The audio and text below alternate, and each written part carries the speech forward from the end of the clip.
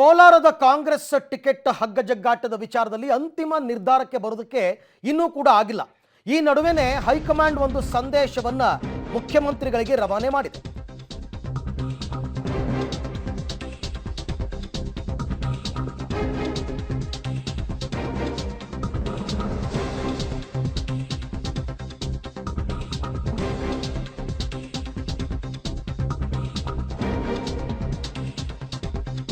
CM ಡಿಸಿಎಂಗೆ ಸಂದೇಶವನ್ನ ನೀಡಿದೆ high command ಕೋಲಾರದ ವಿಚಾರದಲ್ಲಿ. ಏನಂತ, ಯಾವ ಕಾರಣಕ್ಕೂ ಕೂಡ ದಲಿತ ಬಲಗೈ ಸಮುದಾಯಕ್ಕೆ ಟಿಕೆಟ್ ಇಲ್ಲ, ದಲಿತ ಬಲಗೈ ಸಮುದಾಯಕ್ಕೆ ಟಿಕೆಟ್ ಅನ್ನ ಕೊಡಬೇಡಿ. ಮುನಿಯಪ್ಪನವರು ಒಪ್ಪಿದ್ರೆ ಈಗಲೂ ಕೂಡ ಓಕೆ, ಆಗ್ಲಿಲ್ಲ ಅಂತಂದ್ರೆ ಗೆಲ್ಲಬಹುದಾದ ಎಡಗೈ ಸಮುದಾಯದ ನಾಯಕರ ಹೆಸರನ್ನ ಸೂಚಿಸಿ ಅಂತ ಹೈಕಮಾಂಡ್ ಕೇಳಿದೆ. ಸಿಎಂ ಡಿಸಿಎಂಗೆ ಸಂದೇಶವನ್ನ ರವಾನೆ ಮಾಡಿದ್ದಾರೆ ಎಐಸಿಸಿ ಅಧ್ಯಕ್ಷರಾದಂತಹ ಮಲ್ಲಿಕಾರ್ಜುನ ಖರ್ಗೆ ಅವರು. ಈಗಲೂ ಮುನಿಯಪ್ಪ ಕುಟುಂಬದ ಬಗ್ಗೆ ಒಲವನ್ನ ವ್ಯಕ್ತಪಡಿಸಿದ್ದಾರೆ ಖರ್ಗೆ. ಆದರೆ ಅಲ್ಲಿ ಬಣ ರಾಜಕೀಯ ಯಾವ ಹಂತಕ್ಕೆ ಹೋಗಿತ್ತು ನಿಮಗೆಲ್ಲ ಗೊತ್ತೇ ಇದೆ. ಶಾಸಕರು ಮತ್ತು ಪರಿಷತ್ ಸದಸ್ಯರು ರಾಜೀನಾಮೆಯನ್ನ ಕೊಡ್ತಕ್ಕಂಥ ಹಂತಕ್ಕೆ ಹೊರಟೋಗಿದ್ರು. ಹಾಗಾಗಿ ಮಲ್ಲಿಕಾರ್ಜುನ ಖರ್ಗೆ ಅವರಿಗೆ ಒಲವಿದ್ರೂ ಕೂಡ ಮುನಿಯಪ್ಪನವರ ಕುಟುಂಬಕ್ಕೆ ಟಿಕೆಟ್ ಕೊಡೋದಕ್ಕೆ ಸ್ಥಳೀಯ ನಾಯಕರು ಒಪ್ತಾ ಇಲ್ಲ. ಬೇರೆ ಯಾರಾದರೂ ದಲಿತ ಎಡಗೈ ಸಮುದಾಯದವರಿದ್ದರೆ ಅವರ ಹೆಸರನ್ನ ಸೂಚಿಸಿ, ಅವರಲ್ಲಿ ಯಾರನ್ನಾರು ಒಬ್ಬರನ್ನ ಫೈನಲ್ ಮಾಡೋಣ ಅಂತಕ್ಕಂಥ ತೀರ್ಮಾನಕ್ಕೆ ಬಂದಿದ್ದಾರೆ.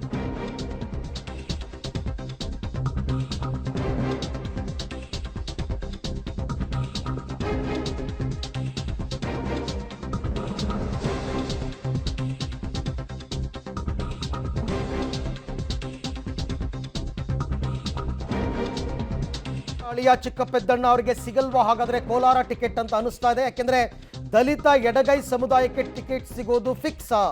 ದಲಿತ ಎಡಗೈ ಸಮುದಾಯದ 4 ಹೆಸರು ಈಗ ಮುನ್ನೆಲೆಗೆ ಬಂದಿದೆ. ಒಂದು, ಮುನಿಯಪ್ಪ ವಿರೋಧಿ ಬಣದಿಂದ ಎಲ್ ಹನುಮಂತಯ್ಯನವರ ಹೆಸರಿದೆ. ಕಾರ್ಯಕರ್ತರಿಂದ ಬೆಂಗಳೂರು ನಗರ ಕಾಂಗ್ರೆಸ್ ಅಧ್ಯಕ್ಷ ಗೌತಮ್ ಕುಮಾರ್ ಹೆಸರು ಬರ್ತಾ ಇದೆ. ಪಕ್ಷದ ಅಭ್ಯರ್ಥಿಯಾಗಿ ನೆಲಮಂಗಲ ಶಾಸಕ ಶ್ರೀನಿವಾಸ್ ಅವರ ಹೆಸರು ರೇಸ್ಗೆ ಬಂದಿದೆ. ಇನ್ನು ಚಿಕ್ಕಬಳ್ಳಾಪುರ ಮಾಜಿ ಶಾಸಕ ಮುನಿಯಪ್ಪ ಅವರ ಹೆಸರು ಸಹ ಈಗ ರೇಸ್ಗೆ ಬಂದಿದೆ. ಬಹುತೇಕ KH ಮುನಿಯಪ್ಪ ಕುಟುಂಬಕ್ಕೆ ಟಿಕೆಟ್ ಮಿಸ್ ಆಗುವಂತಹ ಸಾಧ್ಯತೆಗಳು ಕಂಡು ಬರ್ತಾ ಇದೆ. ಯಾವುದೇ ಕಾರಣಕ್ಕೂ ಬಲಗೈ ಸಮುದಾಯಕ್ಕೆ ಟಿಕೆಟ್ ಇಲ್ಲ ಅಂತ ಹೇಳಿದ್ದಾರೆ. ಹಾಗಾದರೆ ಯಾರ್ಯಾರು ರೇಸ್ನಲ್ಲಿರ್ತಕ್ಕಂಥವ್ರು? ಒಂದು, ಎಲ್ ಹನುಮಂತಯ್ಯನವರು, ಮುನಿಯಪ್ಪ ವಿರೋಧಿ ಬಣದಲ್ಲಿ ಗುರುತಿಸ್ಕೊಂಡಿರ್ತಕ್ಕಂಥವ್ರು, ದಲಿತ ಎಡಗೈ ಸಮುದಾಯ. ಅದನ್ನು ಬಿಟ್ಟರೆ ಗೌತಮ್ ಕುಮಾರ್ ಅಂತ, ಇವರು ಬೆಂಗಳೂರು ನಗರ ಕಾಂಗ್ರೆಸ್ ಅಧ್ಯಕ್ಷ. ಬೆಂಗಳೂರು ನಗರದಲ್ಲಿ ಕಾಂಗ್ರೆಸ್ ಅಧ್ಯಕ್ಷರಾಗಿ ಗೌತಮ್ ಕುಮಾರ್ ಕೆಲಸ ಮಾಡ್ತಾ ಇದ್ದಾರೆ. ಇವ್ರಿಗಾದರೂ ಓಕೆ ಅಂತಕ್ಕಂಥ ಹೆಸರಿದೆ. ಈ ನಡುವೆ ನೆಲಮಂಗಲದ ಶಾಸಕರಾಗಿರ್ತಕ್ಕಂಥ ಶ್ರೀನಿವಾಸ್ ಅವರ ಹೆಸರು ಕೇಳಿ ಬರ್ತಾ ಇದೆ. ನೆಲಮಂಗಲದಿಂದ ಕೋಲಾರಕ್ಕೆ ಕರ್ಕೊಂಡೋಗಿ ಟಿಕೆಟ್ ಕೊಟ್ಟರೆ ಹೇಗೆ ಅಂತ ಚಿಂತನೆಗಳು ನಡೀತಾ ಇದೆ. ಇದರ ನಡುವೆ ಚಿಕ್ಕಬಳ್ಳಾಪುರದ ಮಾಜಿ ಶಾಸಕರಾಗಿರ್ತಕ್ಕಂಥ ಮುನಿಯಪ್ಪ ಅವರ ಹೆಸರು ಕೂಡ ಕೇಳಿ ಬರ್ತಾ ಇದೆ. ಹಾಗಾಗಿ ಇವರಲ್ಲಿ ಯಾರಿಗೆ ಟಿಕೆಟ್ ಫೈನಲ್ ಆಗುತ್ತೆ ಅಂತಕ್ಕಂಥದ್ದು ಗೊತ್ತಿಲ್ಲ. 2 ಬಣಗಳ ನಡುವಿನ ಜಗಳ, 2 ಬಣಕ್ಕೆ ಬೇಡ ಅಂತ 3ನೇ ವ್ಯಕ್ತಿಗೆ ಏನಾದರೂ ಟಿಕೆಟ್ ಹೋಗುತ್ತಾ? ಒಂದು ಕಡೆ ರಮೇಶ್ ಕುಮಾರ್ ಬಣ, ಮತ್ತೊಂದು ಕಡೆ KH ಮುನಿಯಪ್ಪ ಬಣ. ಮುನಿಯಪ್ಪನವರು ತಮ್ಮ ಅಳಿಯ ಚಿಕ್ಕಪೆದ್ದಣ್ಣ ಅವರಿಗೆ ಟಿಕೆಟ್ ಕೊಡಬೇಕು ಅಂತ ಕೂತಿದ್ದಾರೆ. ಆದರೆ ಅದಕ್ಕೆ ವಿರುದ್ಧವಾಗಿ ಅವರು ಕೊಡಲೇ ಕೂಡದು ಅಂತ ಇನ್ನೊಂದು ಬಣ, ರಮೇಶ್ ಕುಮಾರ್ ಬಣ, ಈಗಾಗಲೇ ರೆಡಿಯಾಗಿದ್ದಾರೆ. ಹಾಗಾಗಿನೇ ಸಚಿವರಾದಿಯಾಗಿ ಒಂದು 3 ಜನ MLAಗಳು, 2 MLC ಎಲ್ಲರೂ ಕೂಡ ಮೊನ್ನೆ ರಾಜೀನಾಮೆಯನ್ನು ಕೊಡೋಕ್ಕೆ ಹೋಗಿದ್ರು. ಆ ಬಿಕ್ಕಟ್ಟು ಶಮನ ಆಗಬೇಕು ಅಂದರೆ, ಆ ಬಂಡಾಯ ಶಮನ ಆಗಬೇಕು ಅಂದರೆ 2 ಬಣದವರಿಗೆ ಒಪ್ಪಿತ ಅಭ್ಯರ್ಥಿಗೆ ಟಿಕೆಟನ್ನು ಅಲ್ಲಿ ಕೊಡಬೇಕಾಗುತ್ತೆ. ಹಾಗಾದರೆ ಯಾರು 2 ಬಣದವರು ಸುಮ್ಮನಿರಬೇಕು ಅಂತಂದರೆ ಯಾರು ಕೊಡಬೇಕು? ಎಲ್ ಹನುಮಂತಯ್ಯನವರು ಕೊಡಬೇಕಾ, ಗೌತಮ್ ಕುಮಾರ್ ಅವರು ಕೊಡಬೇಕಾ, ಶ್ರೀನಿವಾಸ್ ಅವರು ಕೊಡಬೇಕಾ, ಅಥವಾ ಮುನಿಯಪ್ಪ? ಮುನಿಯಪ್ಪ ಅಂತಂದರೆ SM Muniyappa, not KH Muniyappa. SM Muniyappa ಅವರು, ಇವರು ಚಿಕ್ಕಬಳ್ಳಾಪುರದ ಮಾಜಿ ಶಾಸಕರು. ಅವರ ಹೆಸರು ಇರಲೇ ಇಲ್ಲ ಆರಂಭದಲ್ಲಿ. ಹಾಗೆ ನೋಡೋಕ್ಕೆ ಹೋದರೆ ಈಗ ಇವರೆಲ್ಲರ ಹೆಸರು ಕೂಡ ಮುನ್ನೆಲೆಗೆ ಬಂದಿದೆ. 4ನೇ ತಾರೀಕು ನಾಮಿನೇಷನ್ ಫೈಲ್ ಮಾಡೋದಕ್ಕೆ ಕೊನೆಯ ದಿನ. ಅಷ್ಟರ ಒಳಗಾಗಿ ಈ ಗೊಂದಲವನ್ನು ಬಗೆಹರಿಸಿ ಅಭ್ಯರ್ಥಿಗೆ B ಫಾರಂ ಕೊಟ್ಟು ನಾಮಿನೇಷನ್ ಫೈಲ್ ಮಾಡೋದಕ್ಕೆ ಹೇಳಬೇಕಾಗತ್ತೆ. ಜೊತೆಗೆ ಎಲ್ಲರನ್ನೂ ವಿಶ್ವಾಸಕ್ಕೆ ತಗೋಬೇಕಾಗುತ್ತೆ. ಇಲ್ಲ ಅಂತಂದರೆ ಕೋಲಾರದಲ್ಲಿ ಗೆಲ್ಲೋದು ಕಷ್ಟ. ಹಾಗಾಗಿ ಯಾರನ್ನ ಫೈನಲ್ ಮಾಡ್ತಾರೆ ಅಂತ ಅದು ಮುಖ್ಯಮಂತ್ರಿ ಮತ್ತು ಉಪಮುಖ್ಯಮಂತ್ರಿಗಳ ವಿವೇಚನೆಗೆ ಬಿಟ್ಟಿದೆ ಹೈಕಮಾಂಡ್. ಈ ಬಗ್ಗೆ ಮತ್ತಷ್ಟು ಮಾಹಿತಿ ನನ್ನ ಕೊಲೀಗ್ ಸುಕೇಶ್ ಅವರಿಂದ ಪಡ್ಕೊಳ್ಳೋಣ. ಸುಕೇಶ್, ಯಾವುದೇ ಕಾರಣಕ್ಕೂ ದಲಿತ ಬಲಗೈ ಸಮುದಾಯಕ್ಕೆ ಟಿಕೆಟ್ ಕೊಡಬೇಡಿ ಅಂತ ಹೈಕಮಾಂಡ್ನ ಸಂದೇಶ ಬಂದಿದೆ. ಏನು ಕಾರಣ ಇದಕ್ಕೆ ಪ್ರಮುಖವಾಗಿ? ಅರವಿಂದ್, ಒಂದು ಸ್ಪಷ್ಟ, ಒಟ್ಟು 5 ರಿಸರ್ವ್ ಕಾನ್ಸ್ಟಿಟ್ಯೂನ್ಸಿಗಳು SC ರಿಸರ್ವ್ ಇರುವಂಥವು ರಾಜ್ಯದಲ್ಲಿ. 5ರಲ್ಲಿ 3ರಲ್ಲಿ ದಲಿತ ಬಲಗೈ ಸಮುದಾಯಕ್ಕೆ ಈಗಾಗಲೇ ಟಿಕೆಟ್ ಕೊಡಲಾಗಿದೆ. ಚಿತ್ರದುರ್ಗ 1ರಲ್ಲಿ ಎಡಗೈ ಸಮುದಾಯಕ್ಕೆ ಟಿಕೆಟ್ ಕೊಡಲಾಗಿದೆ.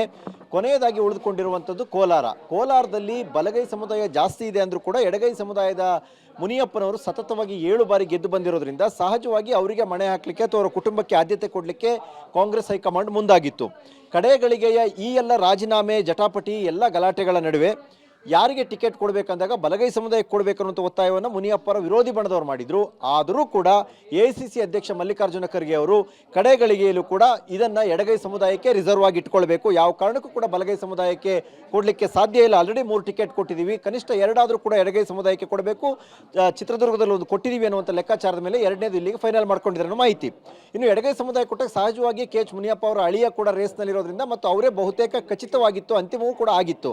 ಆದರೆ ವಿರೋಧಿ ಬಣದ ವಿರೋಧದ ಕಾರಣಕ್ಕಾಗಿ ಏನಾದರೂ ಅವರ ಹೆಸರನ್ನ ಬದಲಾಯಿಸಬೇಕಂತ ಅನಿವಾರ್ಯತೆ ಸೃಷ್ಟಿಯಾಗುತ್ತೆ ಅನ್ನೋದಾದರೆ ಆಲ್ಟರ್ನೇಟ್ ಏನು ಅನ್ನುವಂಥ ಲೆಕ್ಕಾಚಾರದಲ್ಲಿ 4 ಹೆಸರುಗಳನ್ನು ಪರಿಶೀಲನೆಗೆ ತೆಗೆದುಕೊಂಡು ಪರಿಗಣಿಸಲಾಗಿದೆ ಅನ್ನುವಂಥ ಮಾಹಿತಿ ಸದ್ಯಕ್ಕೆ ಸಿಗ್ತಾ ಇರುವಂಥದ್ದು. ಆದರೆ KH ಮುನಿಯಪ್ಪ ಅವರು ಇದಕ್ಕೆ ಒಪ್ತಾರ ಅನ್ನುವಂಥದ್ದು ಪ್ರಶ್ನೆ.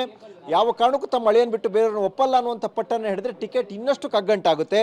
ಆದರೂ ಕೂಡ ಹೈಕಮಾಂಡ್ ಮಟ್ಟಕ್ಕೆ ಒಂದಷ್ಟು ಹೆಸರುಗಳು ಬೇಕು ಅನ್ನುವಂಥದ್ದನ್ನ ಶಿಫಾರಸು ತೆಗೆದುಕೊಂಡಿದ್ದರಿಂದ CM ಮತ್ತು DCM ಈ 4 ಹೆಸರುಗಳನ್ನು ಸದ್ಯಕ್ಕೆ ಶಿಫಾರಸು ಮಾಡಿದ್ದಾರೆ ಮತ್ತು ಇವು 4 ಕೂಡ ಎಡಗೈ ಸಮುದಾಯದ ಹೆಸರುಗಳಾಗಿದೆ ಅನ್ನುವಂಥದ್ದು ಕೂಡ ವಿಶೇಷ. Arvind. Okay, thank you Sukhesh. ತಮ್ಮ ಎಲ್ಲ ಮಾಹಿತಿಗೆ ಅಂತಿಮವಾಗಿ ಒಂದು ತೀರ್ಮಾನಕ್ಕೆ ಬರಬೇಕಾಗುತ್ತೆ. ಮುಖ್ಯಮಂತ್ರಿಗಳು ಉಪಮುಖ್ಯಮಂತ್ರಿಗಳು ಕೂತ್ಕೊಂಡು ಕೊನೆಗೆ ದಲಿತ ಎಡಗೈ ಸಮುದಾಯದ ಅಭ್ಯರ್ಥಿಯನ್ನೇ ಫೈನಲ್ ಮಾಡಬೇಕು ಅನ್ನುವಂತಹ ಒಂದು ಸಂದೇಶ ಬಂದಿರೋದ್ರಿಂದ ಈ 4ರಲ್ಲಿ ಯಾರನ್ನ ಆಯ್ಕೆ ಮಾಡ್ತಾರೆ ಅಂತಕ್ಕಂಥದ್ದನ್ನು ಕಾದು ನೋಡಬೇಕು.